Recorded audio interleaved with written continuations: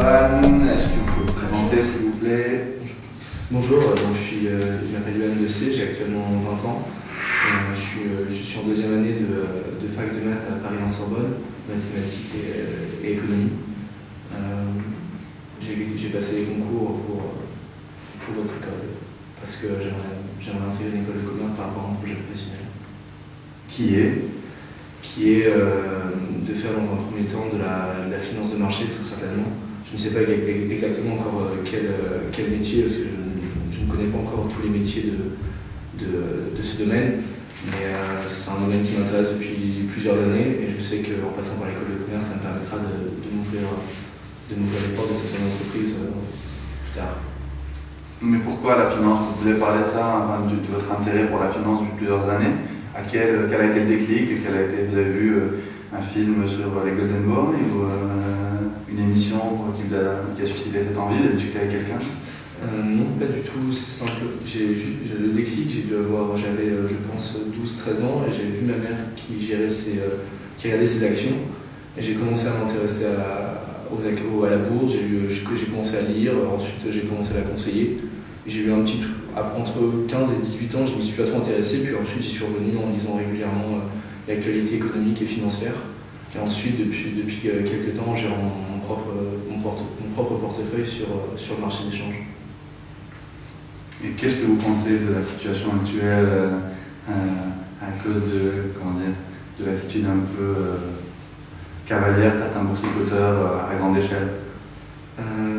Personnellement, je pense que, contrairement à l'opinion générale qui est d'accuser les spéculateurs, d'accuser le manque de régulation, je pense que c'est justement l'intervention de l'État dans l'économie, notamment aux États-Unis, l'État qui a voulu obliger inciter les banques à faire des crédits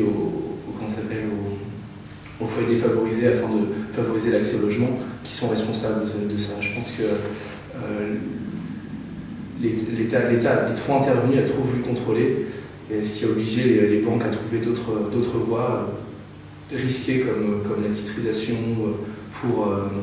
et le hors-bilan pour pouvoir continuer à faire leur métier. Je pense que c'est les États qui sont responsables de la situation actuelle et non pas les financiers. Il fallait laisser faire la main invisible du marché. Oui, entre autres. D'accord.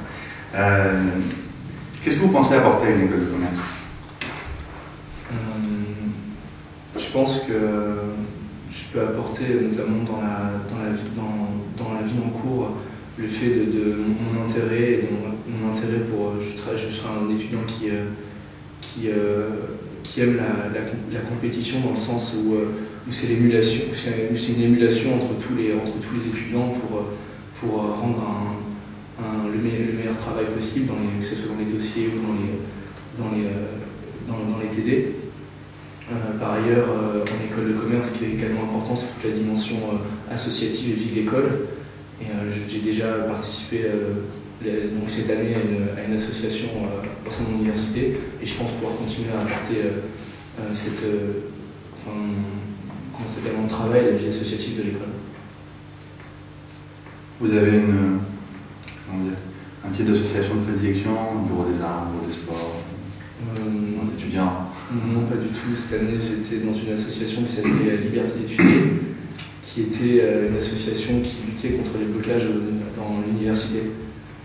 L'objectif était d'obtenir des votes, de communiquer auprès de la presse, auprès de tous les médias pour que l'opinion et les étudiants comprennent qu'on peut se battre pour des idéaux et contre des réformes, mais que l'on ne doit pas empêcher les étudiants de suivre leur cursus normalement.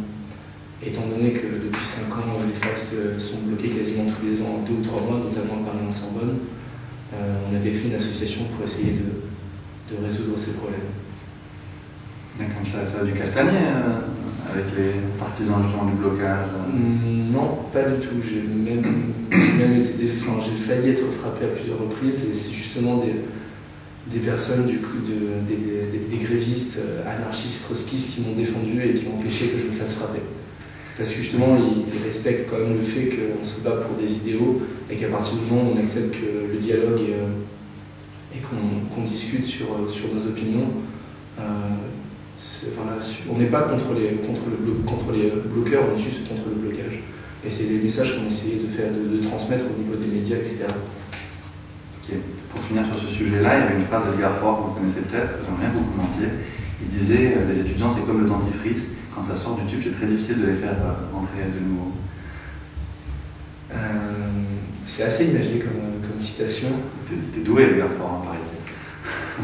Je vous le dis honnêtement, je ne le connais pas, donc je ne connais pas exactement ce qu'il a fait, mais pour revenir à la citation, je pense que le problème vient du fait que justement on va, au niveau des politiques, au niveau de la population générale, on va avoir tendance à penser que les étudiants ils ont leur petite période du printemps, etc. et qu'il faut qu'ils sortent un petit peu des universités pour faire leur petite grève, etc. C'est l'opinion. Enfin, officiellement, les politiques ne pensent pas ça, mais officiellement, c'est ce qui se passe. Et je pense que si il y avait des outils pour laisser davantage une place aux étudiants de s'exprimer, peut-être qu'ils ne seraient pas obligés d'en arriver à bloquer des facs pour se faire entendre. Très bien. J'aurais voulu vous poser une question sur la création d'entreprises. Savoir, par exemple, qu'est-ce que vous pensez du parcours du créateur d'entreprise aujourd'hui? C'est quelque chose qui pourrait peut-être vous concerner ou plus tard ou...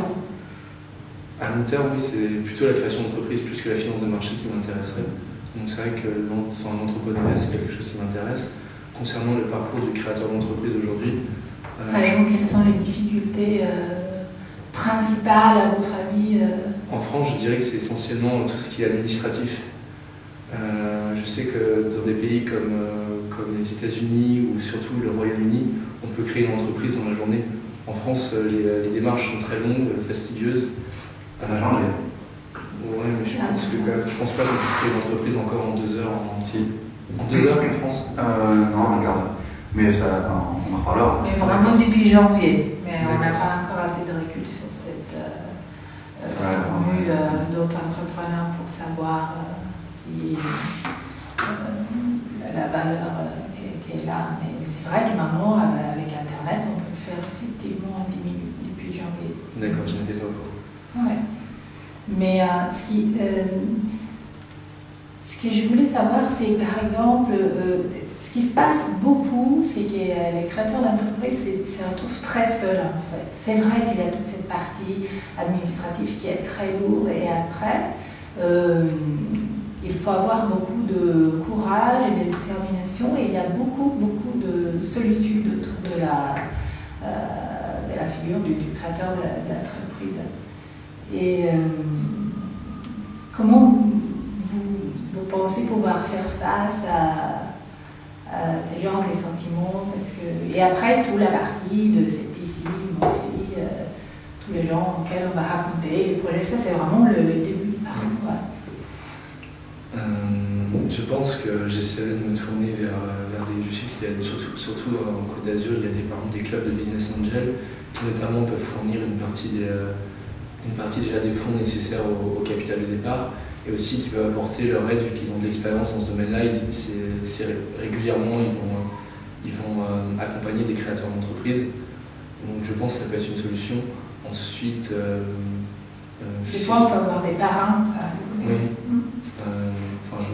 En France, je pensais essentiellement au club de business angel. Ensuite, très sincèrement, je ne pense pas que si un jour je monte une entreprise, ce sera en France.